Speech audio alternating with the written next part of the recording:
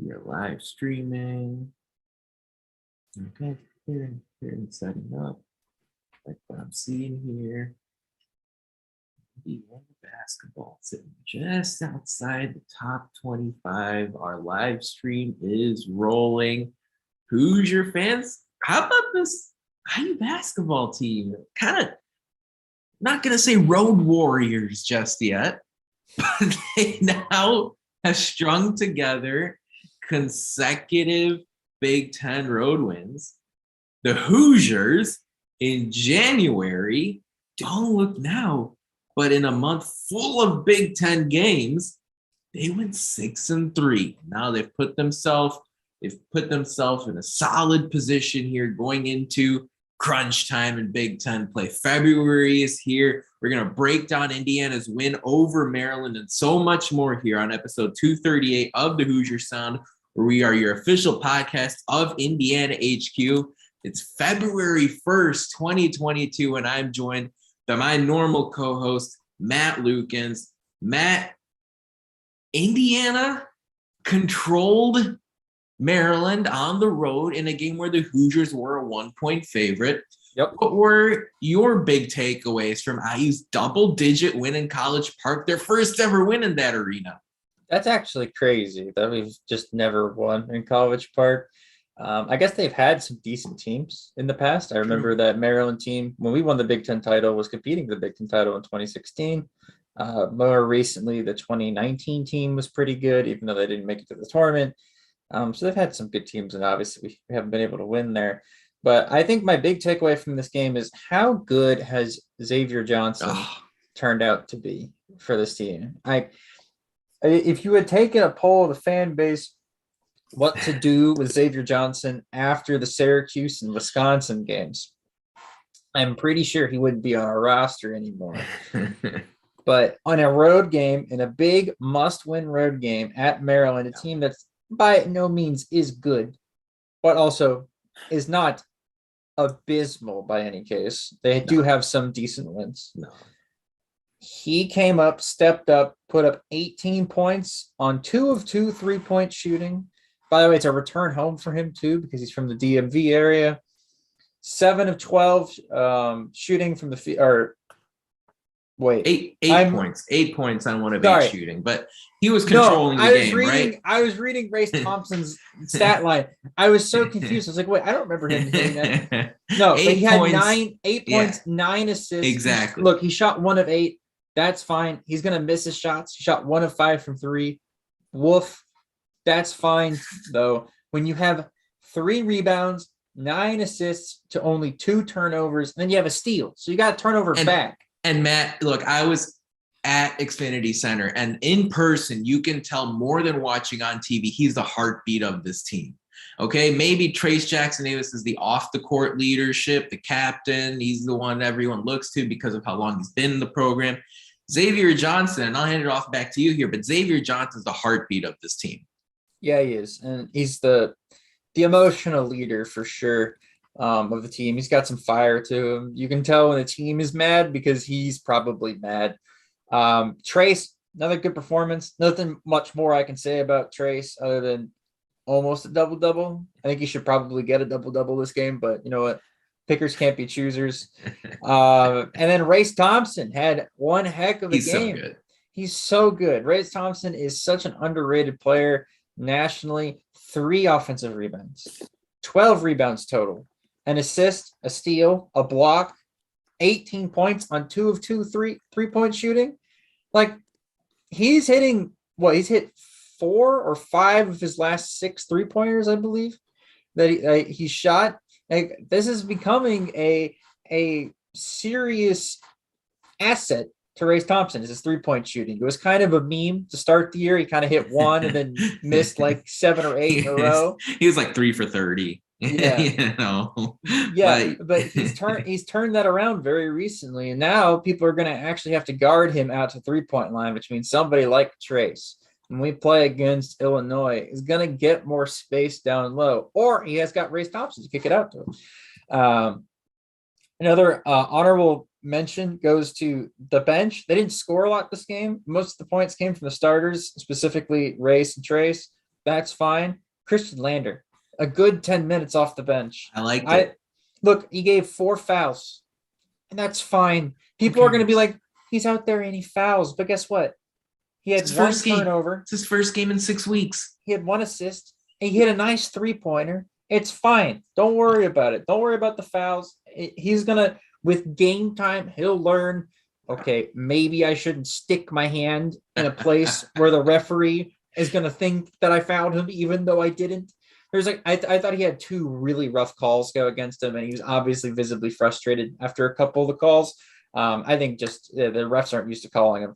Tamar Bates was ice cold. Doesn't matter. I love his energy when he's out there. Gave 17 really good minutes, even though he only had 1 rebound and a block. He played well. He played well. He's doing the right things. The box score stats will come.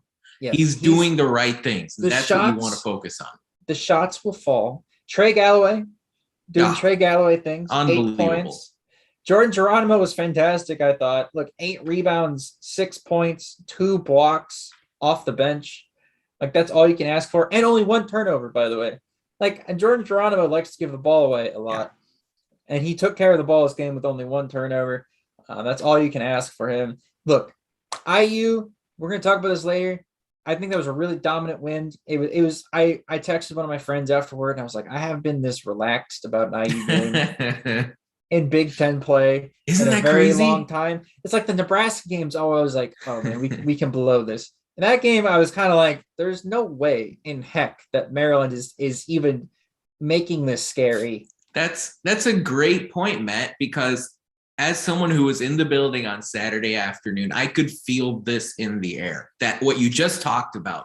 Indiana did to Maryland what a lot of teams have done to Indiana over the last few years. And it's not that Maryland didn't play hard. Maryland did. They brought the energy. The crowd was lively. The Terrapins went out there with good players and played hard and tried to win that game.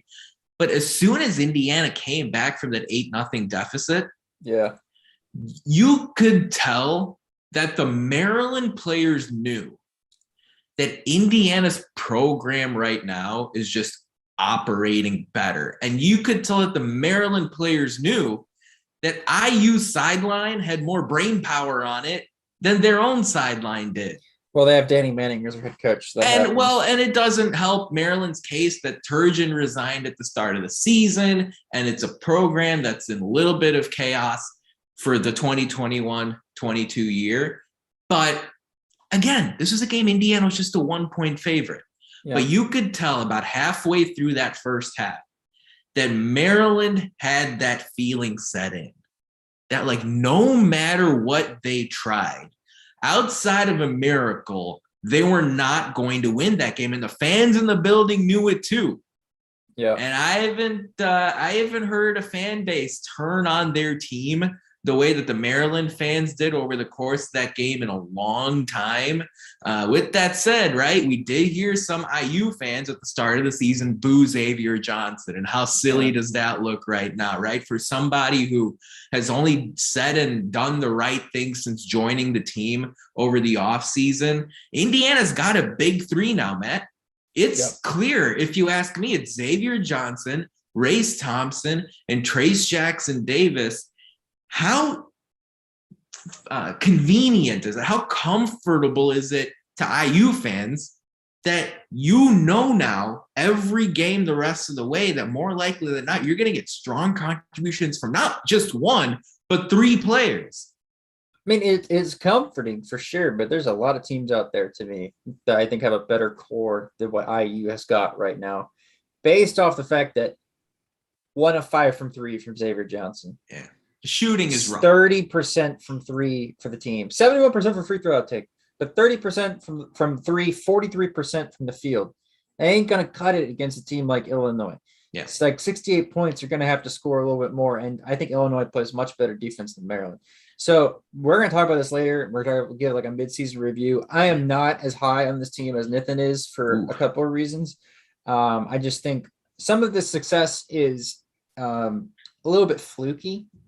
I think case in point is Eric Ayala for Maryland shooting 2 of 10 from 3. I think he should have stopped shooting after about Well, the 4th or 5th miss, but we look, we he's we said not. how fluky Michigan wasn't their shooting. That's Yeah. true. And you know what? So, And the pendulum goes both ways. right. But I don't think we're going to see Eric Island only score 6 points if we see them again. Parker Stewart only had 1 shot this game. Miller Kopp had 4 shots, and I thought played actually terrible this game. It doesn't show in the box score, but I thought he did not have his best game in Hoosier uniform. There is a lot of weaknesses with this team, but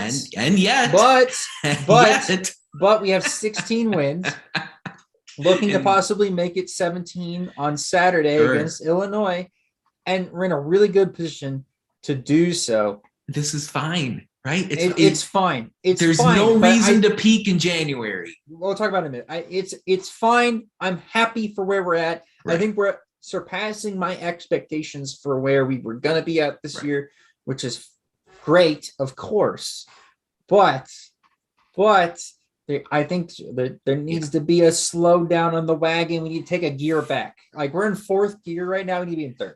Right? I love it. Yeah. And look, if you're an Indiana fan, there are areas here to criticize this team. Still, the offense in general is a bit tough to watch still at times, but you also look at the thing on balance and you say, well, again, this is how you want a good program to operate. Maybe everything isn't firing on all cylinders, yet you are 16-5. You are 7-4 in Big Ten play. You're showing Big Ten coaches new things on a weekly basis. On our podcast last week, we were talking about, man, do we change the starting lineup? What do we see against Penn State? Indiana comes out, goes crazy to start the game, goes and crushes Penn State, who, by the way, followed that loss to Indiana up by winning against Iowa as an underdog. So Penn State, maybe not as bad as you might think. This Indiana team, right? How about showing that Race Thompson 3-point jump shot? Mike Woodson made it clear post-game. He said it right there to the entire media who was there. Race Thompson shooting the 3 is going to be a part of this offense going forward. Woodson said he has never, or let me put it this way, he has always had a 4 power forward hitting that shot. No one's saying he's going to take 6 per game, but taking those couple when they're open, you're going to see that more often. And Matt, we should spend a minute here on Christian Lander, right? Okay, yeah. You talked about it. To add in a little bit more here, I saw Lander look like someone who had 2 months of rust in his game, right? Somebody who didn't play since the late part of, I believe it was the late part of November, since the season has sort of taken the trip that it has. Lander looked like he was physically able. He looked like somebody who is taking, who's going to take some time here to break down opposing defenses. I'm not expecting the world out of Lander here, but if he can fill in those 10 to 12 minutes while Xavier Johnson is getting a breather, I think that's the role for Lander here over the next few weeks. Is that how you see it? I do see that. Again, with Rob out, we definitely need another point guard. Yeah. So there's not really anywhere else we can go. I know I've talked about maybe playing Trey Galloway there, some minutes there, maybe Race Thompson becoming a pseudo, point forward or whatever. But Trey Galloway or Tamar Bates, if you really want to stretch it. We saw Tamar a little bit bring up the ball and initiate the offense in the Maryland game. So I assume if Christian is having a rough game against Illinois, that might be something that we see. But I think Coach Woodson is just going to run with him because he needed some run anyways. I think he needed some time out on the court to kind of get used to college basketball again because he hasn't played in a while. Oh my gosh. Yeah. And to get thrown into it on the road in a lively environment in Maryland, especially against a desperate Maryland team. I thought Lander did well to hold his own, especially in the second half. I thought you saw some good things that we would like to see him carry going forward.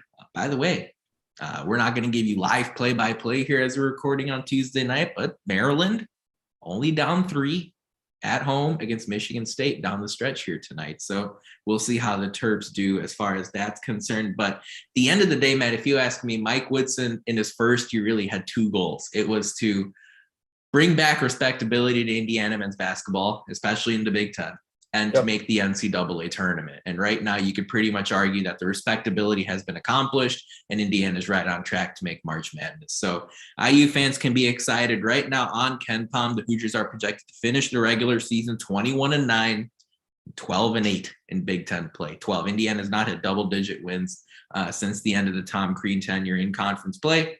These are just projections. We'll see how things play out starting Saturday against the Illinois Fighting Illini. We're going to give you a preview of that game in a moment. But first, it's time for Who Won the Week this past week in IU sports. And we would be remiss if we didn't tip our cap to longtime public address announcer at Indiana University, Chuck Crabb, who after 5 decades announced his retirement. He's a native of Brazil, Indiana, most known for his service as the school's PA announcer at Simon Scott Assembly Hall. If you go back and watch any IU basketball, full game replay or highlight video from Assembly Hall, Bob Knight era, or any coach since, you'll hear Chuck Crabb's voice in the background pregame, during the game. He's a major figure in the world of IU sports, and he announced his retirement over the course of this past week. So, happy retirement to Chuck Crabb, and we're looking forward to seeing what Assembly Hall sounds like now for the rest of the season. Sure. A quick reminder, if you'd like to subscribe to our podcast for free, all you have to do is search for The Hoosier Sound wherever you listen to podcasts. Stay up to date with all of our information by following us on Twitter at Indiana HQ and at The Hoosier Sound. If you enjoy our show, leave us a review. Tell a friend, share our links. Your support really helps us grow this podcast and reach more passionate IU fans such as yourself. Matt, this is the last week for Indiana with just one game. Okay, you take a little bit of a breather here. You play the Illini on Saturday, and then you get 2 games a week every week until Big Ten tournament play. As we look at the team and take a step back, review their performance here to this point in the middle of the season, what have you liked seeing the most so far in the 11 Big Ten games so far? The Hoosiers sit 7-4 in the top 6 of the conference. What have you liked seeing the most so far through these 11 games? I think for me, it's high-level competition. The team hasn't been shooting it particularly well, but they've fixed a lot of the issues that we had at the beginning of the year. One, we were getting out-rebounded out the wazoo. It still happens in the occasional game, of course. But for instance, on the road at Maryland, we tied the rebound battle. And I think for this team, that's a dub. If you can stay within 5-6 rebounds of the other team, not give them a ton of offensive rebounds and second chance opportunities, that's great. The second and the most important thing was 25 turnovers at Syracuse. I think it was 20 plus at Wisconsin. 10 last game at Maryland. And single digits the last couple games against high major opponents. That is extremely important. This team has taken a 180 when it comes to taking care of the ball. The point guards actually look like they know what they're doing with the offense. The coaching looks like it's actually doing something. So all in all good stuff, I think, coming from the Hoosiers. Now, I think there's some things that are really, concerning. Go into them. Yeah. IU needs to shoot better than 30% from 3. They're 3-point shooters. Yeah. Parker Stewart needs to get more than one shot in a game. Like, IU's got way too many weapons for only to be shooting 30% from 3. For instance, against Penn State, you go look at the box score for against the Penn State game, which was very recently. Yep. And remember, it was a sloppy second half too, right? Indiana firing on all cylinders first half, struggled there to find some life in the second. We shot 76% from 3 this game, which is not going to happen a lot. You're not going to lose many games when that happens. Speak for yourself, man. Parker Stewart still only shot 1 of 3 from 3. You go back to the Michigan game, which is a loss. Again, we shot absolutely poorly. I believe we shot 26% from 3. Mm-hmm. Parker Stewart was 3 of 6. He actually got hot that game. Race Thompson was 1 of 4. Xavier Johnson 0 of 2. Galloway and Finney took 3 apiece. Didn't hit any of them. Okay, we keep going. Go back to the Purdue game. 30%. I remember that 30%. number. 30%. Yeah. You go back to the Nebraska game. I believe it's also 30.8%. We are shooting 30% from 3 consistently. And Mike Woodson wanted 40. Yes. That's the number. I think we have the shooters out there to shoot 40% from 3 every game. You got to get them good shots. Parker Stewart statistically is going to shoot around 40% from 3. He's there, yeah. And Miller Kopp, in theory, in practice, should shoot 40% from 3. Like, these shots are available. They're there. The players are there. You just got to find them. So the team has had a hard time doing that. Conversely, though, they've had a great job finding Race Thompson inside. Trace Jackson Davis been getting what he wants inside. Jordan Geronimo and Trey Galloway are getting shots that I don't think they would normally get in like an Archie Miller offense. Doing really well, getting in the lane, taking mid range just for Jordan Geronimo's sake. I think a lot of these shots give different dimensions to the offense when they're out there. And it's something that's really improved since, let's say, the Syracuse game at the beginning of the year, when I thought the sky was falling after we lost in double overtime. To your point, that Syracuse loss keeps looking worse and worse as the weeks go by. Absolutely terrible. The Notre Dame win, on the other hand, looks fantastic. The St. John's game looks really weird because St. John's looks awful. Yeah. But Indiana's got a horrible non-conference schedule. That's why they really have to load up on these Big Ten That's wins. why Saturday is so important. Right. It's also why some of you I saw in the podcast poll put that IU's going to the Final Four. Some of y'all need to chill out a bit. All right. Wait, look. It's not a bad time to be optimistic. As far as I'm concerned, when I look at the strengths of this team, what I've really been impressed by, there's really one thing on the court and one thing off the court, right? And on the court, you really see this relentlessness, this high level of competitiveness in every game. They could take a couple of shots to the chin early, and in every game that's happened except for the Michigan game, they really find a way to get back into things.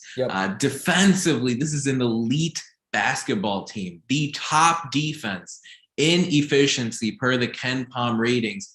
They allow fewer points per 100 possessions than any other team in the Big Ten in conference play. So ignore the non-conference portion where Indiana's scheduled soft.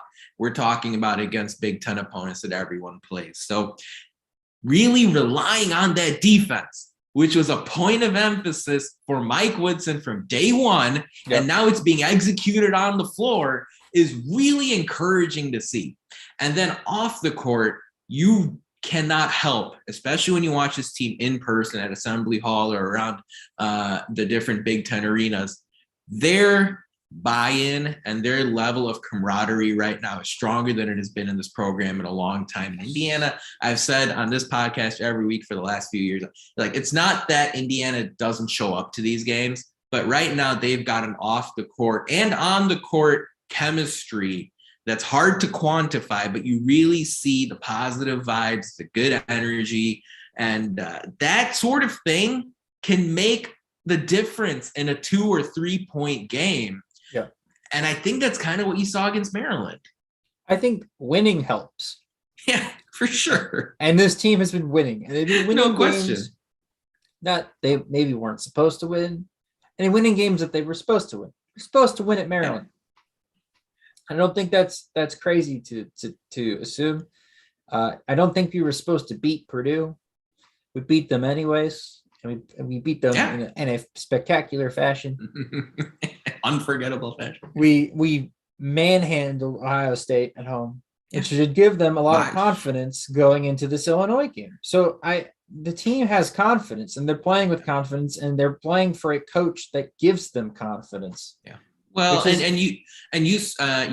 you had to have seen the post game video from the Purdue game where Mike Woodson is talking to the team post game. He tells Rob Finney, Rob, from day one, I've been in your corner. And you see Woodson post game after the Maryland win, telling his team that they can beat any team in college basketball. That's exactly the kind of stuff you're talking about. I see the comments in the live chat here. Denny says that Xavier Johnson has grown so much over the last few weeks. He has been a completely noticeable game changer. Yep. I would argue that he is Indiana's most indispensable player right now. And I know Trace Jackson Davis is great, but if, God forbid, Trace Jackson Davis were to get hurt, you've got Race Thompson, Jordan Geronimo, Logan Duncombe, Michael Durr inside. They can do enough to try and put a Band-Aid over the wound that Trace Jackson Davis's absence would be. If Indiana loses Xavier Johnson for an extended period of time, that would be absolutely disastrous to the success of the basketball program this year. Horizons 18 asks if Indiana's an NCAA tournament team. If you ask me right now, Indiana's in the NCAA tournament with a 99% probability. I mean, Indiana's banked big wins. Indiana's recorded a couple of road wins. Again, 68 teams make the tournament. That's why it's so frustrating that Indiana hasn't made the tournament the last few years. The conversation needs to go past that, though. You can't really talk anymore. Once Indiana beat Purdue, you could probably say once Indiana beat Ohio State, and you could probably say once Indiana recorded that road win against Nebraska, the conversation has this team, and this is where the podcast poll comes in. The ceiling is much higher than make the tournament. Okay. And I look at this team, right? And I look at their resume so far through, again, 20 something games. Their wins are pretty comfortable. Yep. Their losses have been by pretty small margins. And Matt, let me ask you that question first. I mean, this is a ceiling question. Yeah. Okay. With the right set of circumstances, good health, good matchups, things like that. How high can this team fly? I think I put my vote as Sweet 16. I really do believe that this is a Sweet 16 team. Now, tournament time, we all know this because, well, we've had success as a program even fairly recently getting to a Sweet 16. It's all matchup dependent, but matchups go well. Yeah. I think it's Sweet 16, maybe Elite 8. This team is good enough to beat a team of that caliber. I don't think this team is good enough on one weekend to beat two teams of a Sweet 16 caliber. So again, Final Four, those Final Four bettors out there, you're going to have to get extremely lucky, I think, in Indiana's draw to get that, to have it happen. But again, anything is possible. I'm not going to say you're wrong. I'm just going to say it's very unlikely. And I'm going to say it's very unlikely for, the reasons I stated earlier. I think our shooting not going to hold up in March, and is not going to be enough, at least in March, to keep the team with, like, I watch Auburn play. I watch Baylor play. I watch all these high-level teams play, and I go, they're shooting, and if they've shown that they can shoot it consistently, keeps them in games in which their A game isn't there, right? And IU does that with their defense. But if their defense is not there and their shooting is not there, then they're in some deep, deep trouble, like the Michigan game. The defense wasn't there, the shooting wasn't there, and you saw a 20-point loss. The same thing happened earlier in the season. Shooting wasn't there, defense wasn't there. You get a loss at Penn State. So this team can play at 75%, and their defense can make up for the other 25 that they're missing on offense. But if they play anything less than 75%, like 60% on the offensive end, shooting wise, just their ceiling, right? They 60% of what they can play. Yeah. They don't have a lot of other gifts to make up for it. And so that costs them. That's why I'm a little bit like Sweet 16 is probably the ceiling. Here's why this team's ceiling is the Final Four. No. Here's why this team's ceiling is the Final Four. It's because defense travels, okay? And it's an elite defense. This is not a good defense. This is an elite defense. So Indiana, unless you have a Michigan situation, right? Even when one of those random Boeheims went crazy for Syracuse, right? Indiana still found a way to hang in that game. The defense is there every night outside of the fluky performances. And where I have the most interest for this team over the next 6 weeks, let's say the next 4 to 5 weeks, is what new wrinkle do they throw at you, right? 2 weeks ago, I didn't expect to talk about Race Thompson like he's Steph Curry. Okay, I'm not. But, I didn't expect Race Thompson to be good for one make a game on 2 or 3 attempts per game. You mentioned it earlier. I completely agree that unlocking Parker Stewart and Miller Kopp is the biggest key for this team the rest of the way. If they can find something there, and again, Kopp was a 20-point per game scorer at the mid-major level. Miller Kopp was a reliable, do-everything type of player at Northwestern. Yep. If they can squeeze more juice out of those oranges, there's something here, Matt. And I'm not saying I'm predicting a Final Four run. I'm not, okay? And I hear Evan Leonard's comment, his mention in the podcast bowl. He says, I just want to see Indiana get called on Selection Sunday. That's happening, okay? The goal needs to be bigger than that for this team. I'm not predicting it, but from a ceiling standpoint, this team has some of the ingredients I can see in an elongated run. I can see where you're coming from. I think you're just coping a lot. And this team's due to win a few games in March Madness, Matt. True. And you're excited about what has happened recently. And I don't want to be the party pooper. Like, it's been great. Don't get me wrong, but that Michigan game did happen extremely recently, like very recently. And Michigan doesn't seem that good, right? They followed it up with the close home win over Northwestern, and they got crushed by Michigan State. So yeah, but they didn't shoot 60% against either of those teams. Okay, like whatever. That's not going to happen. Also, Michigan's a terrible matchup for IU. Whatever. I think Illinois, depending on who's playing, I think is a winnable game at home. For sure. I think we're favored. I think we can beat Wisconsin at home. I'm very confident that we'll beat them at home. Michigan State, I think, is worse than people think. I think they're extremely beatable for this IU team. I think we take care of a lot of their strengths and kind of go at a lot of their weaknesses. That Ohio State game at Ohio State's can be rough, I think. And I think there's a lot of other games that are kind of like trappish the rest of the season for IU. Yeah. But I definitely see this team, all that saying, I definitely see this team getting 20 wins and getting in the tournament. I don't think anybody should put the ceiling as, well, getting in the tournament is the ceiling of this team. Right. I think that's the expectation at this point, given the position that they're in. They should be in the tournament, and they should be in the tournament as like a 7 to 9 seed, not 11, not a 10, not a 12, not in the first 4, right? Like they should be a decent seed in one of the major regionals. This is something that we will talk about more as March Madness gets closer. But I remember a point that you've made previously where you want to get off of that 8-9 line as well. Yeah. Because that means if you win, then in round 32, you're getting the 1 seed, and those 1 seeds are materially better than the number 2 seeds. Yeah.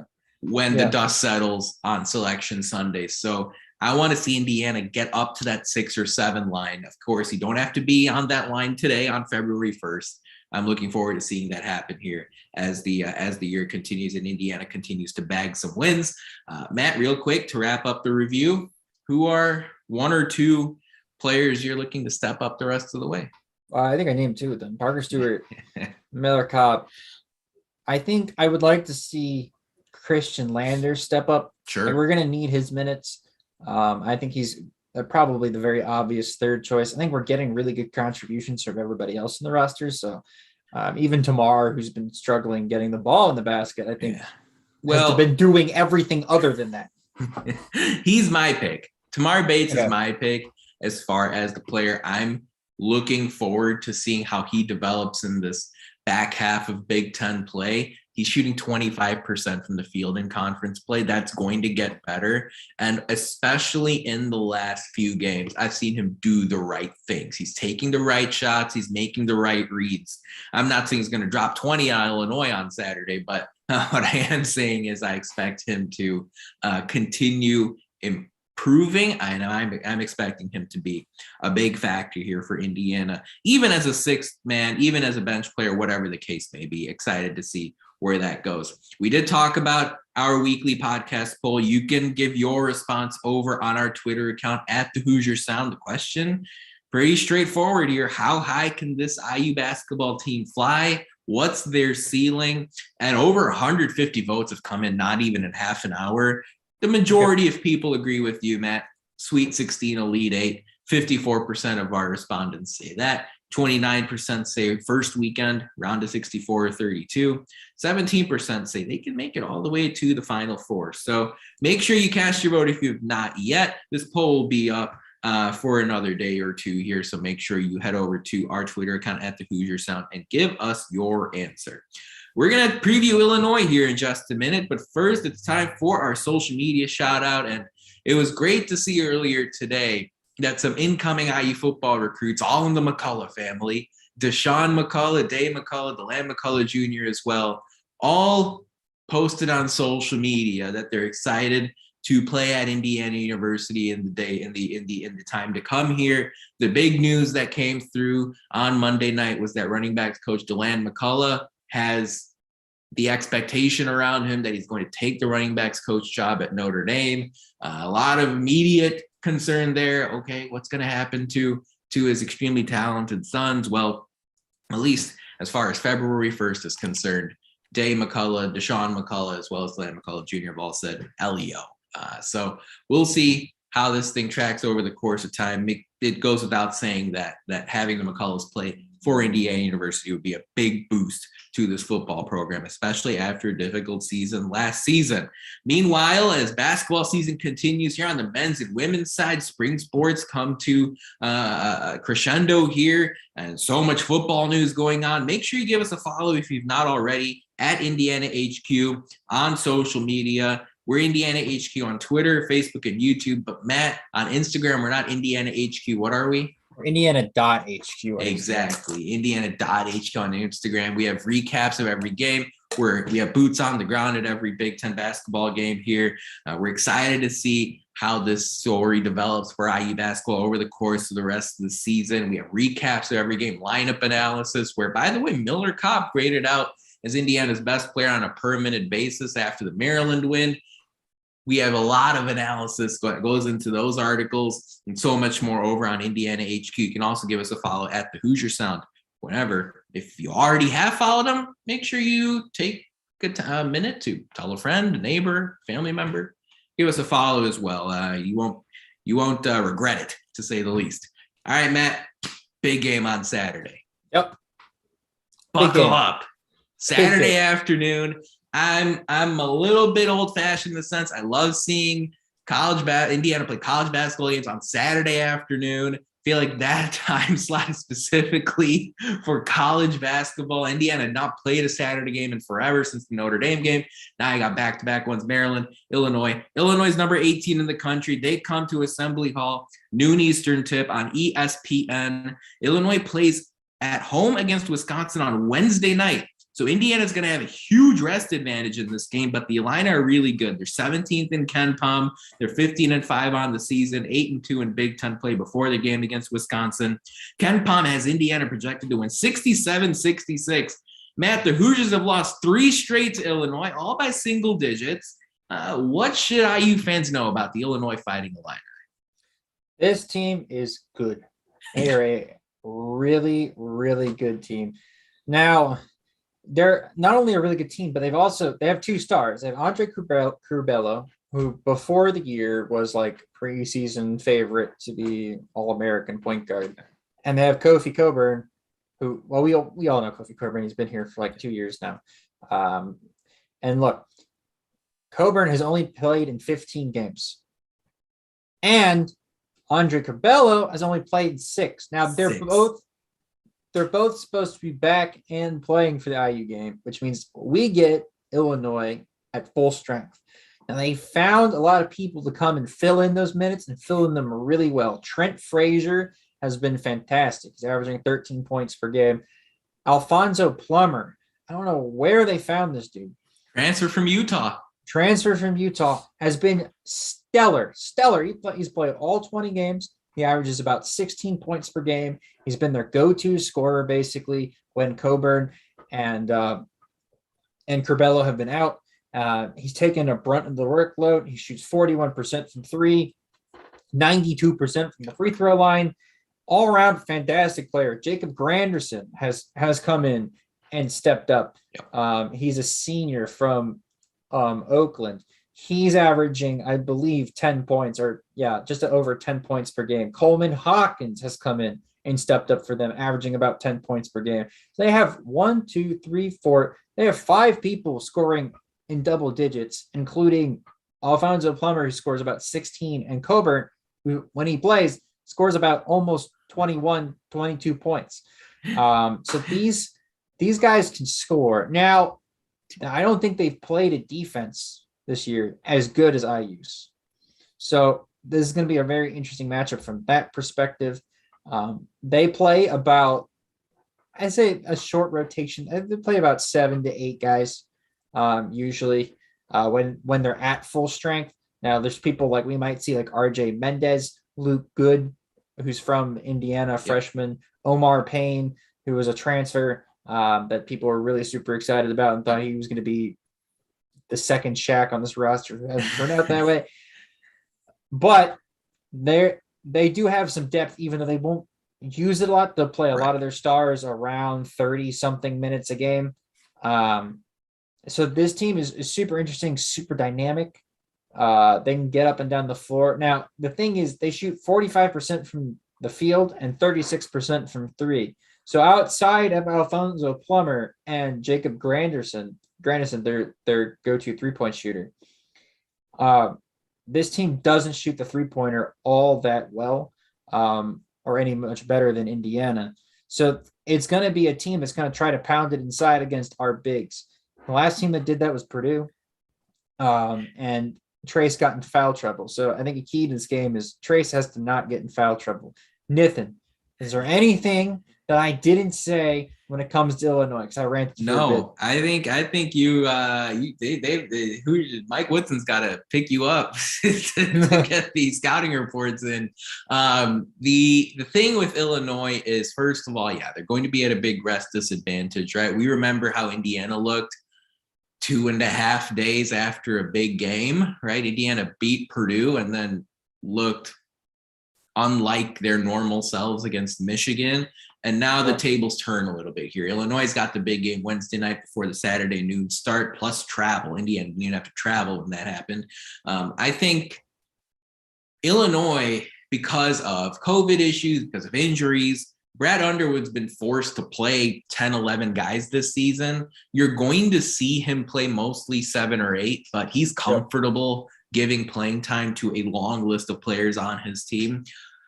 Coburn is the headline grabber, right? 21-12, big time rim protector, somebody Indiana fans are very familiar with. But the guards here are fascinating to me. Curbelo, Trent Frazier, Alfonso Plummer. Frazier and Plummer both with left-handed strokes. I feel like that's a little bit unusual for Indiana defensively this season. Can't remember off the top of my head since the Syracuse game if Indiana's faced too many teams with left-handed shooters. So that's something to pay attention to here going into Saturday's game. But it's a long bench. I do want to point out Coleman Hawkins is sitting at 6 points per game, but he's a versatile forward that may or may not see playing time here based on how the game goes. But when I look at Illinois here, the place where you can really beat them is that the Illini just don't turn you over. They just don't. Okay, Illinois doesn't play a very pressure defense. They don't get their hands in the passing lanes all that much. They have the lowest steal rate in the Big Ten. So when I sit here, I'm saying, look, Illinois mostly forces 9 to 12 turnovers per game. Indiana's got to keep it no more than 12. Okay. Yep. And Mike Woodson has established that number ever since non-conference part of the schedule. 12 is the number I'm going to look out for. Illinois takes a lot of threes. So much like IU did against Maryland, but not like how IU did against Michigan. Yes. Limit the good looks, right? Okay, the percentage is one thing, but as Mike Woodson said, you got to make them miss. You can't hope they miss. So I'm looking forward to seeing how how Indiana defends Illinois out on the arc, especially with Coburn inside. It's going to be interesting to see how IU does that. What you see consistently, though, in Illinois' losses, and you asked, who are the great defenses that Illinois played this year? It's Arizona and Michigan State. And Illinois lost to Arizona in Champaign. Illinois beat Michigan State in Champaign. Both were close games down to the wire. Illinois, when they lose, it's because the opposing team's stars play like stars, right? And when Purdue went into Champaign and won, it wasn't random scrubs that went crazy. No, it was Jaden Ivey, it was Zach Edey, and it was Sasha Stefanovic. Okay. Yeah. And when Illinois lost to Arizona, it was Benedict Mathurin and it was Kirk Kriisa, who are the core players on Arizona. And when Illinois, loses games, it's because the stars are stars. So where do you look? Our big three, our newfound big three: Xavier Johnson, Race Thompson, Trace Jackson Davis. That's where I'm looking. Matt, who are one or two Hoosiers you're looking to step up on this Saturday afternoon heavyweight fight? I need 3-pointers to go down like this. Look, Illinois is going to score. They're going to score this game, and no matter how good offense beats good defense almost every day of the week in basketball. And Illinois plays good offense. They have good offensive players, but they also can give up 3-pointers. This is possible. So somebody like Parker Stewart and Miller Kopp need to get shots and good looks this game. Like they actually need to show up, and they play good defense. That's a lot to ask for them. I know. I don't think they've in one game been able to put all three together. Both of them. We're gonna need it this game. So we're gonna need the best game out of the two of those. So it's gonna be a close game, but I think IU is kind of, and I know they're favored in Ken Palm, but I think IU, even though I think the matchup favors IU, I think it's got to have some really specific performances from specific players in order to get this result. Yeah, and for me, right, it's those three stars. Curious to see how Johnson, Thompson, and Jackson Davis do. I'm fascinated to see the bench matchup too while I'm at it, right? Illinois, we talked about how they're comfortable with their depth. I'm excited to see how Indiana, also a team comfortable in their depth, plays those key minutes in the middle of both the first and the second half. Matt, I do agree it's going to be a close game. As we take a step back, who do you think wins on Saturday afternoon and by how much? I think Illinois wins 73-69. I think it'll be a really close game, and Illinois will close it out on free throws. Probably Alfonso Plummer, who's 92%. He's going to go to the line and sink both. But I think IU's going to keep it super close. This will be a close game, and I think it'll be fun and a nice learning lesson for the team and the coaching staff that, look, we've been winning in a certain way, and that's great. But against the really good teams, we're going to have to play to our full potential to win. And I think given a week off, I think they're going to be maybe a little bit rusty on a Saturday in Bloomington. And after the snowstorm that they're going to get, they're going to have to, kind of freeze off or warm up some of that rust they got frozen onto them. And I think Illinois is going to be a little bit fresher, having played a couple of days before. Yeah, by the way, crazy night right now in the Big Ten. Michigan State grabs the win in Maryland by 2 down the stretch. So the Spartans, like the Hoosiers, win in College Park. Malik Hall with a shot late in the game there. And Northwestern blew a huge lead to Rutgers in the regulation portion of that game at Evanston. That game's in overtime right now, down to the wire. So breaking news, the Big Ten is bonkers. As I look at this Illinois-Indiana game, I feel like both of these teams are pretty even. The difference is that Illinois has a little bit more recent tradition of success. Illinois has a little bit more familiarity with what it takes to win. Illinois' record is better this season. They won a lot of games in Big Ten play. But Indiana's got good vibes around them right now. And when I look at some of the schedule stuff, I think the rest advantage here is going to be a big help to Indiana. Yep. I think Indiana's previous home game being, or a couple of home games ago, being the loss to Michigan, I think Mike Woodson's entire mantra of protecting that home court, a point of emphasis for him. I think you're going to see that out of IU as well. So I've got Indiana getting the win. Okay, I think it's going to be a low-scoring game. Both of these teams are the two top defenses in the Big Ten during conference play. Expecting it to be low-scoring. I think it's first to 60, 61-59 Indiana, as the Hoosiers will send Hoosier Nation into celebration once again. Make no mistake about it. Assembly Hall, I don't think it'll be the Purdue level almost automatically just because it's a noon start on a Saturday afternoon, but Assembly Hall has to be a major factor. So if you got tickets to the game, you can help Indiana get a big win coming up on Saturday without a doubt. Matt, so we wind down on this Tuesday night. Feel good February, start of the month. We're not asking about, what is this problem with IU basketball? What is that problem with IU basketball? It's a little uncomfortable if you ask me. So as you wind down on this Tuesday night, what are your final thoughts here? As Indiana sits in a top 6 position in Big Ten play. I mean, look, IU's in a really good position. I think they win against Illinois. If they do win against Illinois on Saturday, I think they've basically clenched a tournament spot. I think the wins that IU will have over Purdue, over Illinois, over Ohio State are 3 of some of the best wins in the country. Even though they'll all be at home, I don't think that'll really even matter because, again, beat the teams on your schedule. You beat teams that are good. Also, that, again, like I said earlier, that Notre Dame win keeps looking better and better and better. They look like one of the better teams in the ACC. So, and we beat them on a neutral court. So I think IU, this is a big weekend for them to get tournament, sort of not prepared, but I guess tournament secured. Right. Feel a little bit more. And it's also the kind of game you play in the NCAA tournament. Right? Yes. It's a good team, not a bad team. Yes. And they don't need to win this game. Now, I think they should, and we'll have a nice big party afterwards if they do. But if they don't, it's also not the end of the world. But there's, again, a lot of things to be learned from this game, a lot of things to look at in this game, see how far IU has come so far in Big Ten play. Yeah, no, I love that. As far as I'm concerned, really want to focus on Xavier Johnson here.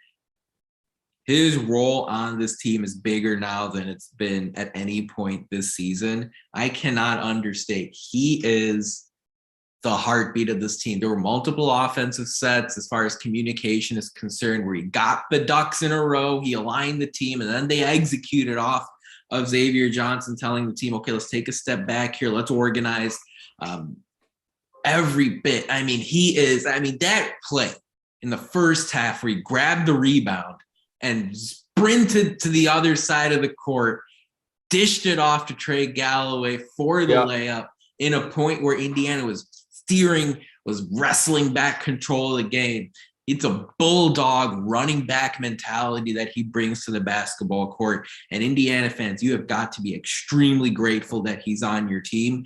He seems to be either getting double-digit points or 6, 7, 8 assists every single game that he plays. And he is one of the top point guards in the Big Ten. So as much as IU fans have been upset about guard play, here you go.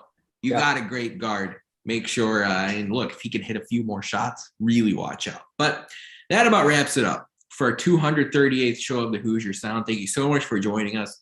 We really appreciate your support. Thank you to our live audience. You're all beautiful people. To hear more fantastic episodes like the one you heard today, be sure to follow us at Indiana HQ and at the Hoosier Sound to make sure you don't miss any in the future. You can also go to our website, indianahq.com, to find it all in one place. But as always, thank you for listening, Hoosier Nation, and we will